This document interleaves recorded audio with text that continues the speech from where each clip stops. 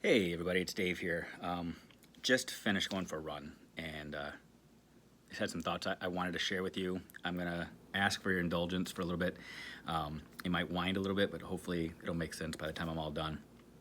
You know, on my run today, I was thinking a lot about COVID-19, the coronavirus, and making some connections to my own reality. So number one, I am not a medical doctor. I am not a scientist by any stretch of the imagination. I am an educator. I am a parent. But I'm making some connections. So again, indulge me a little bit if you will. So I was thinking a lot about the idea of testing. When the coronavirus first began back in late 2019, we saw lots of stories about countries overseas testing citizens as they were walking down the streets, walking into stores, at airports. Everybody was being tested. And they weren't necessarily just testing people just to slap labels on them and say, you passed the test, or you failed the test, or you're sick and you're healthy. It was so that they could come up with containment plans and treatment plans for individuals and for communities that could hopefully stop the spread, if you will. Eventually, the virus came here to America, and first few weeks, month of this pandemic here in America, you had a lot of people proclaiming the need for more tests. We needed more tests. We needed to be able to test more people so that we could try to personalize things and find treatment plans for individuals and communities. Well, lo and behold, we did not get enough tests. So now we have people saying tests are a little bit late now. Doesn't even matter. Right now, we see the symptoms. We treat the symptoms.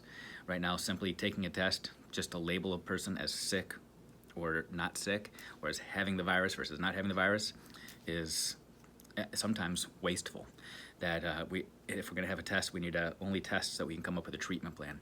In the world of education, we talk about having formative assessments. I'm a firm believer that every assessment, every good assessment, should be summative and formative, not just designed to slap a label on somebody, but to say, here's what we're going to do about it. You know, I'm an educator, and I'm going to tell you flat out right now, I am not an opponent for testing. I'm not. In education, I honestly believe that we don't test enough. And when we don't test enough, that's when we get the government stepping in and giving us tests that don't really matter. You know, I think about, these connections that we have. First of all, with the testing for the coronavirus or COVID-19, we know that just because a person tests positive for the virus doesn't mean they're going to react the same way as somebody else, aka failing the test. Oftentimes, manifests itself in a lot of different ways. And a lot of those different symptoms are a result of underlying conditions that have really nothing to do with the virus itself. Same thing is true in schools. When a student fails a test, oftentimes it's a result of a lot of other underlying conditions, and that's going to be manifest in a lot of different ways. There's not one universal treatment that we can give to everybody based off of how they respond to a test, one single uniform test. What we need to get ourselves back in the habit of doing is seeing the symptoms and treating the symptoms in the moment in time where we can actually do something about it. Because what ends up happening is what we're seeing happen in a lot of places right now, where there are some places where this test and failing the test or being confirmed positive is resulting in a label or a stigma being attached to people. I was watching the news this morning about a couple of cruise ships off the coast of Florida right now, where the people who are testing positive or failing the test aren't being allowed in to be treated. They've used the test to simply slap a label on people to say, sorry, you're not welcome here. That would never happen in schools, would it? Or would it? So as somebody that has worked in a school that was designated as a failing school, where some students struggled because of a lot of those underlying conditions, I can tell you emphatically, it happens in schools. We use tests to simply slap labels on people and communities, not necessarily to help them, but to label them and to stigmatize them and actually oftentimes punish them. So here in Michigan, Detroit right now is one of the top 3 cities in the entire country right now with COVID-19 cases. It's rampant in the city of Detroit.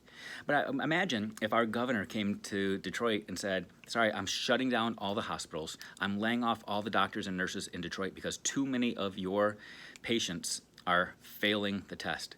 Instead, I'm going to build a brand new facility where we're going to have a bunch of untrained practitioners come in and simply experiment with some treatments. There won't be any accountability. We're not going to hold them to the same standards, but we'll just experiment. That would be ridiculous. But you know what? It's exactly what we do in schools oftentimes. Kids fail the test.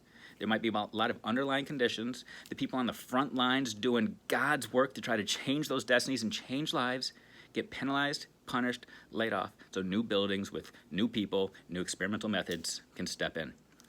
What I'm going to challenge everybody to do right now is get yourselves in the frame of mind of seeing the symptoms, treat the symptoms. Don't wait for some big, mysterious test that you're gonna look at and say, well, this doesn't do me any good, the results came way too late, to tell you what you need to do. When you see the symptoms, treat the symptoms. Use every moment as a test. And when you see a struggle, identify a way to solve the struggle.